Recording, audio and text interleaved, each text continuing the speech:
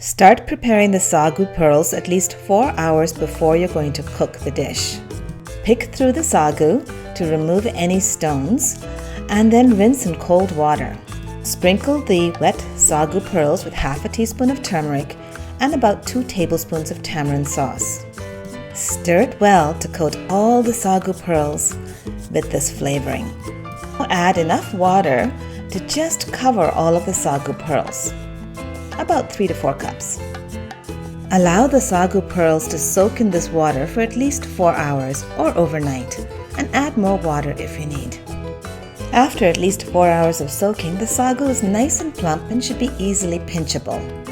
Collect the roasted almond meal, 2 small potatoes, about 4 or 5 green chilies, curry leaves, cumin, salt, and sugar. Sprinkle the roasted almond meal onto the soaked sagu pearls. Now add the sugar and the salt, and then stir really well so that every single pearl is well coated in this mixture. This is a critical step. The almond meal prevents the sagu pearls from sticking to each other when you're cooking. Otherwise, you may end up with a big gluey lump. Now let's dice the peeled potatoes into small, thin pieces that are easily cooked. Place the diced potato pieces into a bowl of cold water to help extract some of the excess starch.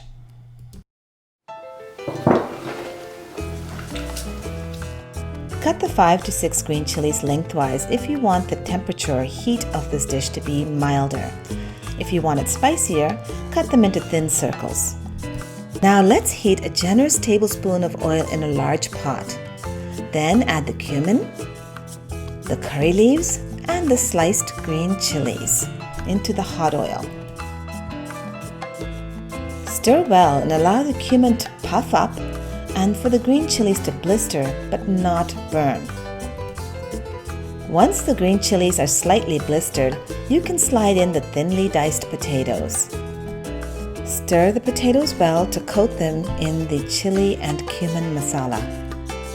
Sauté the potatoes in the hot oil for about 5 minutes. Then sprinkle half a cup of water into the pot to encourage the cooking process and to tenderize the potatoes. Keep stirring, and after about 5 minutes, do a pinch test to see if the potatoes are nice and tender. Yes, these are the perfect consistency. We are now ready to add about half of the coated sagu into the potato and spice mixture. Once again, stir gently but completely in order to coat all the pearls in the hot potato and oil mixture. Then add the rest of the sagu pearls and stir again. Once the sagu pearls are well distributed with the spices, you can allow it to cook for about another 5 minutes so that the pearls themselves also absorb the taste and flavor. Do a quick taste test, and if needed, add a little more salt. Once the sagu pearls are tender, turn off the heat and let the upma cool for 2 minutes. At this point, I like to sprinkle about 1 or 2 tablespoons of lemon juice into the upma. It gives it a nice tang. Then garnish with cilantro and serve it to your guests. This is an amazing dish with beautiful texture and flavor. It goes great with any Indian pickle and is sure to be a hit with your friends and guests.